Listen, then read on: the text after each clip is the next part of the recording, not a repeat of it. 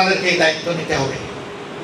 আপনার জায়গায় আপনি আপনার নাগরিক দায়িত্ব পালন করবেন, আপনার সহকর্মীকে এই দায়িত্ব পালনে উদ্বুদ্ধ করবেন, জনগণকে এই দায়িত্ব পালনের জন্য আহ্বান জানাবেন।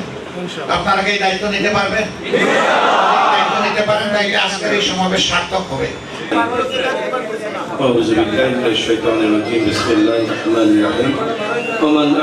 তিনি প্রোগ্রাম দিয়ে এসেছেন, আজকেও তিনি প্রোগ্রাম দিয়ে এসেছেন 2021 সালের সেই প্রোগ্রামের দিনে।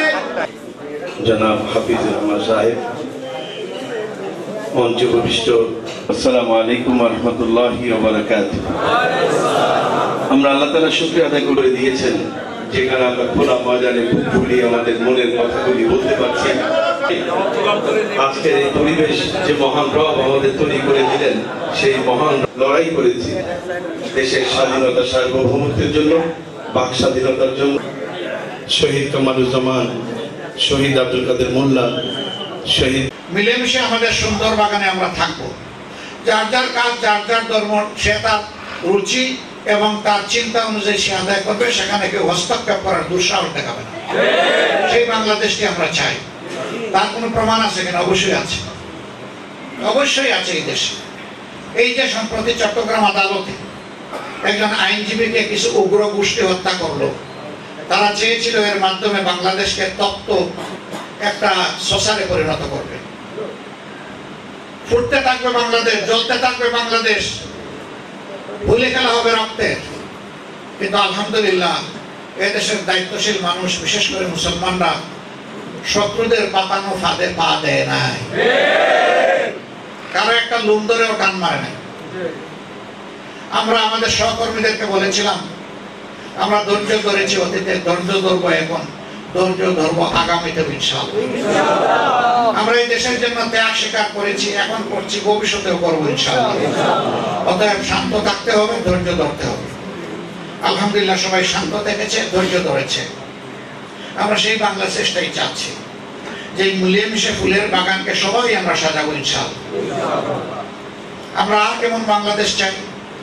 আমরা ওই বাংলাদেশ চাই যেই দেশের কোর্ট কাছারি, অফিস আদালত, মিল সেক্টর, ইন্ডাস্ট্রি, কর্পোরেশন, স্বায়ত্তশাসিত শাসিত প্রতিষ্ঠান, কোথাও গিয়ে আপনি লাঞ্ছিত হবেন না, অপমানিত হবেন না, কারো ভিক্ষা আপনাকে চাইতে হবে না, বরঞ্চ আপনার অধিকার আপনাকে সম্মানের সাথে দিতে হবে। সেই বাংলাদেশ চাই। শ্রমিক তার ঘামের অধিকার পাবে, মূল্য পাবে। কৃষক তার মাঠে যে ফসল ফলায় তার মর্যাদা পাবে। অফিসার কর্মচারী আল্লাহকে ভয় করে কলম চালাবে। বিচারকের আসনে বসে মানুষের উপরে জুলুম করবে না। আমরা সেই বাংলাদেশ চাই। আপনারা কি এমন একটা বাংলাদেশ চান? আলহামদুলিল্লাহ এই বাংলাদেশের স্বপ্ন আমরা দেখি। আমরা কথা দিচ্ছি, এই দায়িত্ব যদি আল্লাহ তাআলা আমাদেরকে দেন, আল্লাহ ভালো জানে, তাহলে জনগণের মনে অবশ্যই ভালোবাসা আল্লাহ পয়দা করে দেবে, এবং সেই ভালোবাসার আমরা প্রতিদান দেওয়ার চেষ্টা করবো ইনশাআল্লাহ। আমরা বর্তমান সরকারকে বলেছি, স্বাধীনতা পূর্ণতা পাবে এই সকলের প্রতি শ্রদ্ধা দেখাবে। অতএব যারা এখনো অন্য দেশের কারাগারে বন্দী আছে, তাদেরকেও আমাদের দেশে মুক্ত করে আনতে হবে। সম্মানিত ভাইয়েরা, দেশটা আমাদের সবার, আল্লাহ তাআলার দান। ধর্ম, বর্ণ, ভাষা, বৈচিত্র্য সবকিছু নিয়ে প্রিয় দেশ বাংলাদেশ। আমরা একটা ঐক্যবদ্ধ জাতি চাই, একটা আগামীর সুন্দর বাংলাদেশ চাই।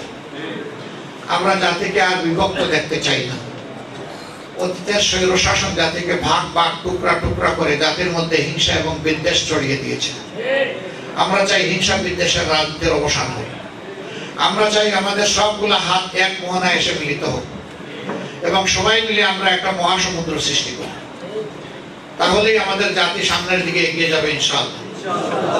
আমরা অতীতের সমালোচনা করেই শুধু সময় কাটাতে চাই না। আমরা এই জাতিকে নিয়ে ভবিষ্যতের স্বপ্ন দেখতে চাই। আমরা এমন একটা দেশ চাই, যেই দেশটি পাওয়ার জন্য ১৫০০-এর অধিক আমাদের সন্তানেরা তাদের জীবন দিয়েছে। ২৪,০০০-এর অধিক আমাদের প্রিয় সহকর্মীরা, এদেশের মানুষেরা, তারা পঙ্গু হয়েছে। যেই দেশ দেখার জন্য তারা স্লোগান দিয়েছিল, উই ওয়ান্ট জাস্টিস। আমরা সমতার, ভারসাম্যের, বৈষম্যহীন একটা দেশ দেখতে চাই, যে দেশে সামাজিক ন্যায় বিচার বা সুবিচার প্রতিষ্ঠিত থাকে। তারা সেদিন বলেছিল তাদের খুব যন্ত্রণা প্রকাশ করতে গিয়ে ডানা মেলে বলেছিল, বুকের ভিতরে তুমুল ঝড়, বুক মেলেছে গুলি কর। কেন তারা বুক পেতে গুলি করার কথা বললো? তারা এই কারণে বললো, সকল সমাজের যুবকেরা তাদের যৌবনের ধর্ম অনুযায়ী তারা থাকে অন্যায়ের বিরুদ্ধে। তারা দেখেছে সমাজের রন্ধ্রে রন্ধ্রে অন্যায়, খুন, গুম, ধর্ষণ, লুণ্ঠন, দেশের সম্পদ লুণ্ঠন করে বিদেশে পাচার, আবার মেধার মূল্যায়ন দেওয়া হচ্ছে না, বরঞ্চ সব কিছুকে মেরিটোক্রেসির উপরে পলিটোক্রেসিকে স্থান দেওয়া হয়েছে। মেরিটকে জায়গা না দিয়ে রাজনীতিকে স্থান দেওয়া হয়েছে।